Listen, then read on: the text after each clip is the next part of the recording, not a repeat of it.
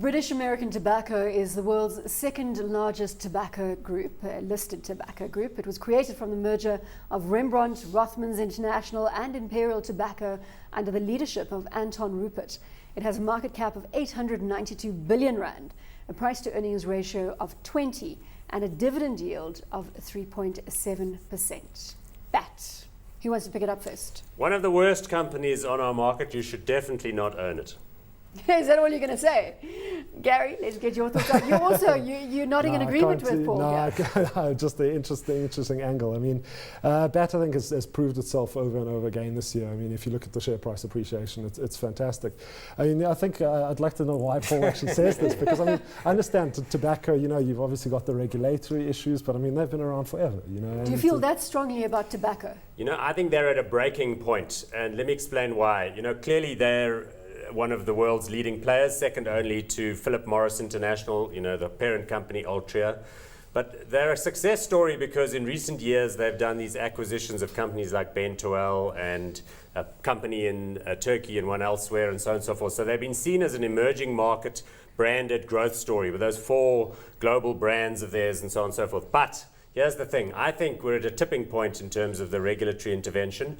And the reason I say that is because one of their most important markets, Russia, now let me tell you, in Russia, all the men smoke. A significant portion of the women even smoke. And for them to announce that they're going to have tobacco smoking restrictions really tells you it's the last frontier. Well, so I think the time to get out is now. It's the end of the world coming for BAT. Gary, are you vaguely in that camp?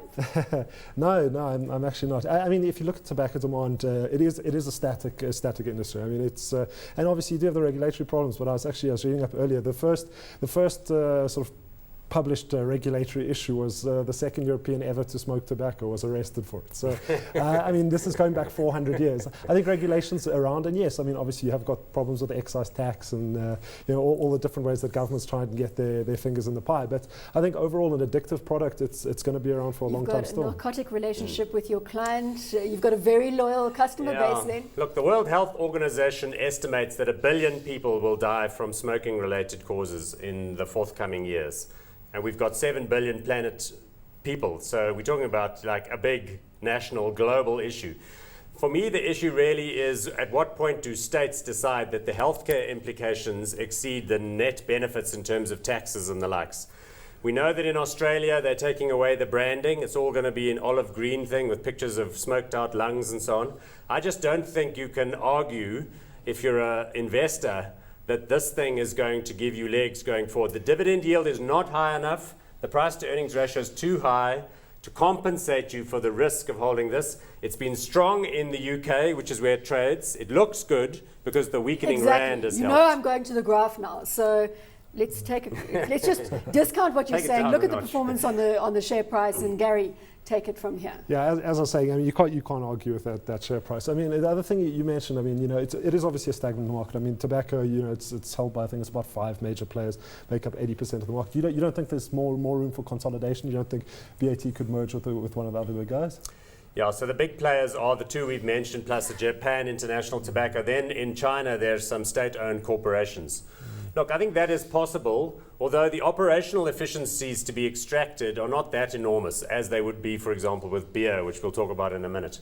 Look, I know it's a bold call to say this moment, after they've done like that, is the moment to be getting out. But they peaked there at about 440. In London, on the main market where they trade, they've actually been softening. So for me, the question really is, at what point does the international market, which has already decided that with regard to the US companies, they decide that the international companies don't have growth in them either. All right, hot or not? No. Hot or not, Gary, on BAT? I'm going to go with not, maybe not for the same reasons as Paul. I think it is very much the stock that guys pick up in times of excessive risk because of its defensive characteristics.